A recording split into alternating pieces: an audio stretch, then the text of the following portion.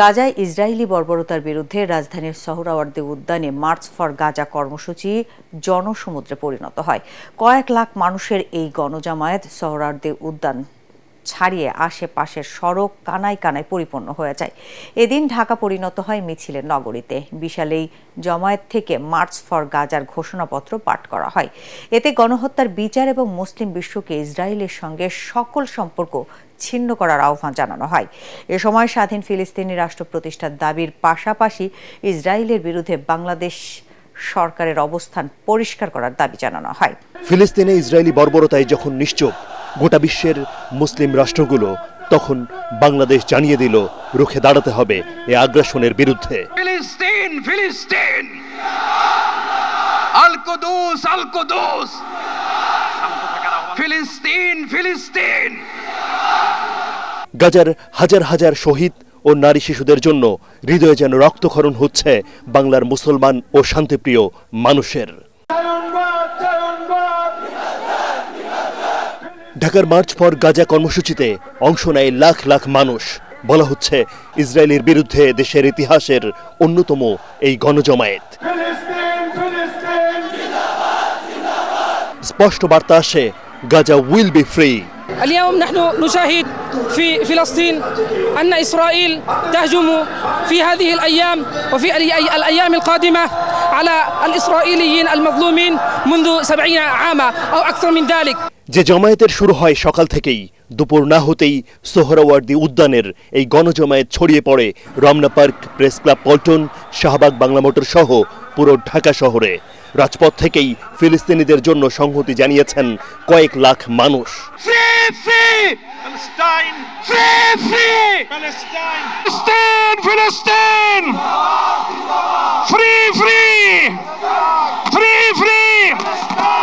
দুপুর হতেই একে একে ছুটে আসেন ইসলামিক আলোচক মিজানুর রহমান আজহারি, শেখ আহমদুল্লাহ, বিএনপির সালাউদ্দিন আহমদ, জামাতে ইসলামের মিয়া গোলাম পরওয়ার, এনসিপির হাসনাত আব্দুল্লাহ সহ দেশবরেণ্য ইসলামী চিন্তাবিদরা। এক কাতারে দাঁড়িয়ে আজ বিশ্ববাসীকে আমরা দেখিয়ে দিতে চাই, আমাদের মধ্যে বিভিন্ন বিষয়ে চিন্তাগত মতপার্থক্য ভিন্নতা থাকতে পারে, কিন্তু মাজলুম ফিলিস্তিনিদের স্বাধীনতা, তাদের অধিকার, গাজার মানুষদের বিরুদ্ধে জুলুম বন্ধের দাবিতে আমরা প্রত্যেকটা বাংলাদেশের মানুষ, ধর্ম বর্ণ নির্বিশেষে আমরা প্রত্যেকে তাদের সাথে সংহতি প্রকাশ করছি। আজকের এই মহাসমুদ্র, জনসমুদ্র ফিলিস্তিনের প্রতি, আল আকসার প্রতি বাংলাদেশের জনগণের ভালোবাসার বহিঃপ্রকাশ। ভৌগোলিকভাবে আমরা ফিলিস্তিন থেকে অনেক দূরে হতে পারি, কিন্তু আজকের এই জনসমুদ্র প্রমাণ করে আমাদের এক একজনের হৃদয়ে, বুকের ভেতরে বাস করে এক একটা ফিলিস্তিন। আমাদের হৃদয়ে বাস করছে এক একটা গাজা, আমাদের হৃদয়ে বাস করে এক একটা আল কুদস। চিৎকার করে বলুন ঠিক কিনা? জাতিসংঘ জবাব চায়, গাজায় গণহত্যা কেন? জাতিসংঘ জবাব চায়।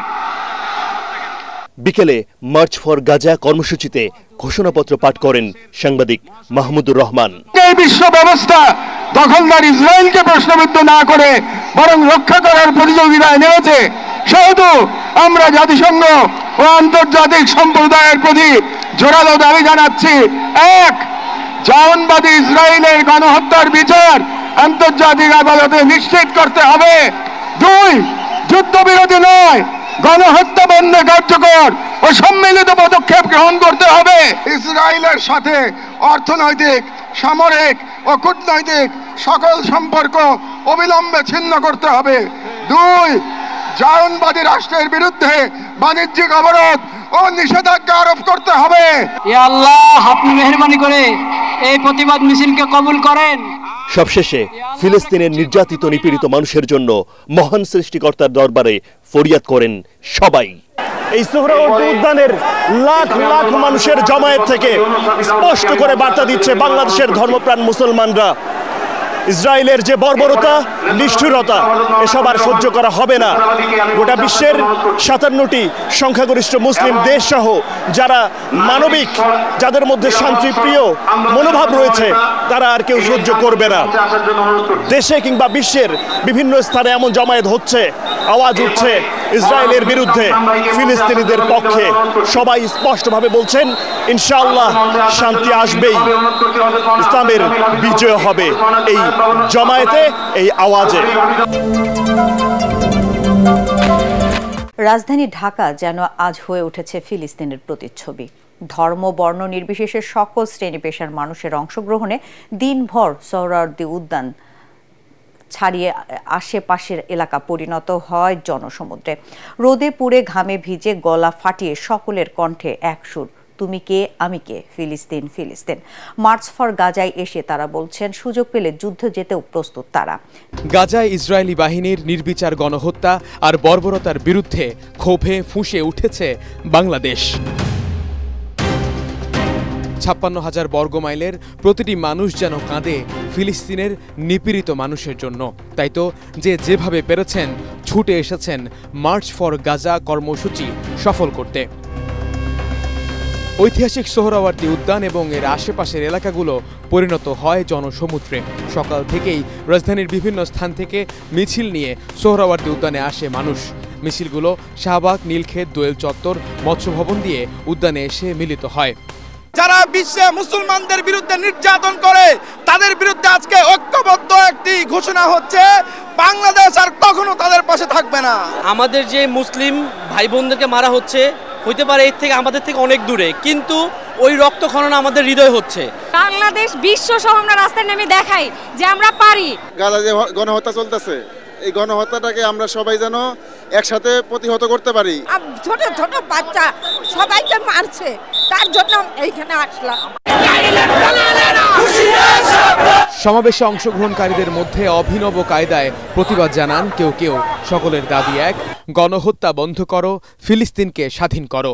পারলে ইসরায়েলের প্রতি এক সমুদ্র ঘৃণা নিয়ে ফিলিস্তিনে গিয়ে যুদ্ধ করতে চান দেশের তরুণরা। এই সেই আমরা এই নিয়েই প্রস্তুতি রয়েছি। ইনশাআল্লাহ যদি প্রয়োজন হয় ইসরায়েলের বিপক্ষে, ফিলিস্তিনের হয়ে ইনশাআল্লাহ যুদ্ধ করব। আমি যদি পারতাম তাহলে আমি ওইখানে যাইতাম, আমি তো পারতাছি না, এ হাত নিয়ে যেতাম, মরল তো শান্তি পাইতাম, বলে না মুসলমান ভাইদের জন্য মরছি। আমি একজন নার্স, তাদের সেবার যে চিকিৎসার যে প্রয়োজন সেটা হচ্ছে আমি তীব্রভাবে চাই যে তাদের দেশে গিয়ে দেওয়ার জন্য, কিন্তু সেটা পসিবল হচ্ছে না এখন। যা I urge to every Muslim to boycott every product of Israel and US also. এ সময় এই আয়োজনের উদ্যোক্তা প্যালেস্টাইন সলিডারিটি মুভমেন্ট বাংলাদেশকে ধন্যবাদ জানান সবাই। সকলের প্রত্যাশা, এভাবেই একসাথে থাকলে কখনো পথ হারাবে না বাংলাদেশ। এই দেশে যত মতই থাকুক না কেন, ফিলিস্তিন ইস্যুতে আমরা যে সবাই এক, তারই যেন প্রমাণ মিলল আজ। তাই তো সবার সাথে এক সুরে বলতে হয়, প্রিয় ফিলিস্তিন, তোমার মুক্তির অপেক্ষায় গোটা দেশ। রক্ত দিয়ে না হলেও চোখের পানি দিয়ে রবের দরবারে দোয়া করছেন এদেশের সর্বশ্রেণী পেশার মানুষ। প্রিয় ফিলিস্তিন, তুমি হবেই স্বাধীন ইনশাআল্লাহ। সব মশার বিরুদ্ধে সুরক্ষা দিতে এলো বসুন্ধরা এক্সট্রিম অ্যারোসল, মশার বিরুদ্ধে এক্সট্রিম সুরক্ষা। আগামী ডিসেম্বর থেকে 2026 সালের জুনের মধ্যে জাতীয় নির্বাচনের লক্ষ্য নিয়ে সংস্কার কার্যক্রম দ্রুত এগিয়ে নেওয়ার তাগিদ দিয়েছেন প্রধান উপদেষ্টা এবং জাতীয় ঐক্যমত্য কমিশনের চেয়ারম্যান ডক্টর মোহাম্মদ ইউনূস। বিকেলে যমুনায় কমিশনের সহ সভাপতি প্রফেসর আলী রিয়াজ এবং সদস্য ডক্টর বদিউল আলম মজুমদারের সঙ্গে এক বৈঠকে প্রধান উপদেষ্টা এই তাগিদ দেন। এ সময় জাতীয় ঐক্যমত্য কমিশনের কার্যক্রমের অগ্রগতি সম্পর্কে ডক্টর ইউনূসকে অবহিত করেন কমিশনের সদস্যরা। তারা জানান, শনিবার পর্যন্ত মোট 8টি দলের সঙ্গে আলোচনা সম্পন্ন হয়েছে। বৃহস্পতিবার বিএনপির সঙ্গে আলোচনার সময়সূচি নির্ধারণ করা আছে। এ সময় ডক্টর ইউনূস আগামী ডিসেম্বর থেকে 2026 সালের জুনের মধ্যে জাতীয় নির্বাচন অনুষ্ঠানের লক্ষ্য নিয়ে রাজনৈতিক দলের সঙ্গে আলোচনা ও সামগ্রিক সংস্কার প্রক্রিয়া এগিয়ে নেওয়ার তাগিদ দেন। চারুকলাতে বৈশাখের শোভাযাত্রার র্যালির মোটিভ যারা পুড়িয়ে দিয়েছে তারা ফ্যাসিবাদের অনুসারী। জুলাই গণঅভ্যুত্থানকে চ্যালেঞ্জ করে তারা এসব ঘটিয়েছে বলে মন্তব্য করেছেন সংস্কৃতি উপদেষ্টা মোহাম্মদ মোস্তফা সারোয়ার ফারুকী। এদিকে সিসি ক্যামেরায় ফুটেজের বরাত দিয়ে ঢাকা বিশ্ববিদ্যালয়ের প্রক্টর বলেন, একটি ছেলে চারুকলার ৩ নম্বর গেট টপকে ভেতরে প্রবেশ করে আগুন দিয়ে একই পথে ছবির হাটের দিকে পালিয়ে গেছে। এই ঘটনায় অজ্ঞাতদের আসামি করে মামলা করেছে ঢাবি কর্তৃপক্ষ। চারুকলায় আগুনে পুড়ে গেছে পহেলা বৈশাখে আনন্দ শোভাযাত্রার জন্য তৈরি করা প্রধান মোটিভ ফ্যাসিস্ট শেখ হাসিনার মুখাকৃতি।